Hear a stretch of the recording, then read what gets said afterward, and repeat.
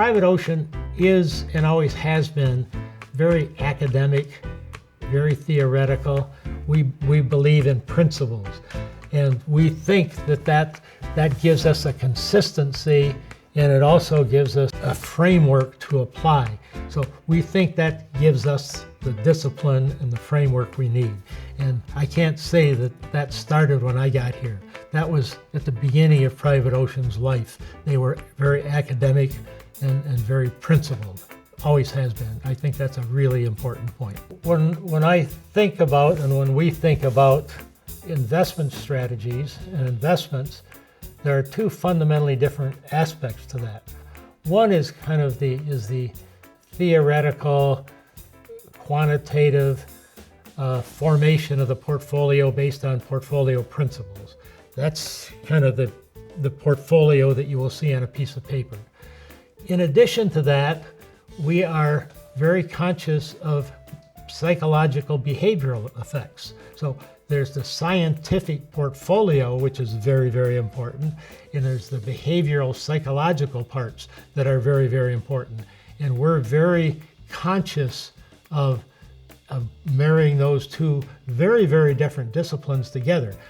I can remember October 1987, Black Monday, not only what I was doing and who I was talking to then, I can remember the previous working day on Friday and the decisions I was making then. That's a kind of impact. If you're in financial services business, if you're in the advice business and investment, that's the kind of impact that these events make on you. You'll never forget them, and there'll be lessons learned and continue to be learned for many years after the fact. The interesting question that comes up after these events is, what do I do now?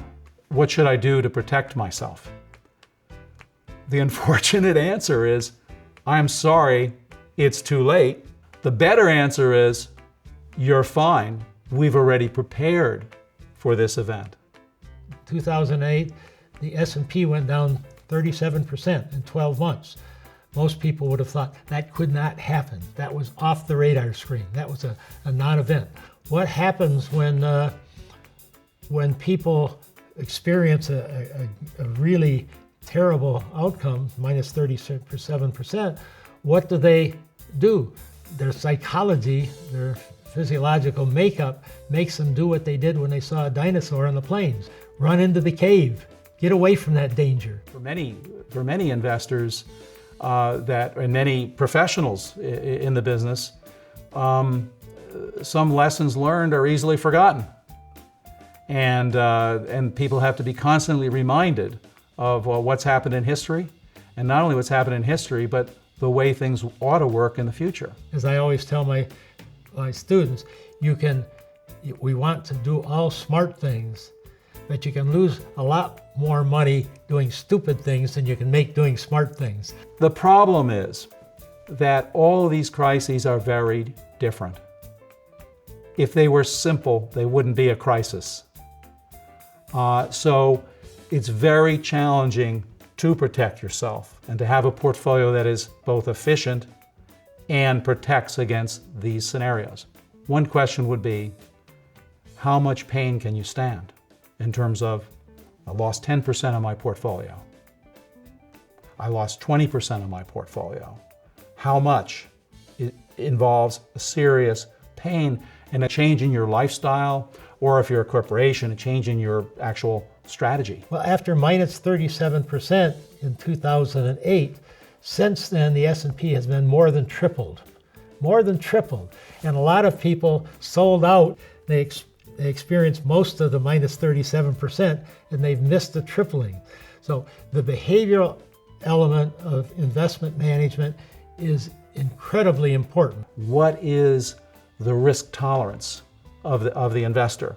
And that comes out of a detailed financial planning process that we do. I think it's critically important, understanding how much risk can you take. What you want to be in is a position where you are in a hedge, effectively, where you think about all the possible scenarios that can happen that would damage your possibilities for a good lifestyle, for example, your wealth and your family's wealth.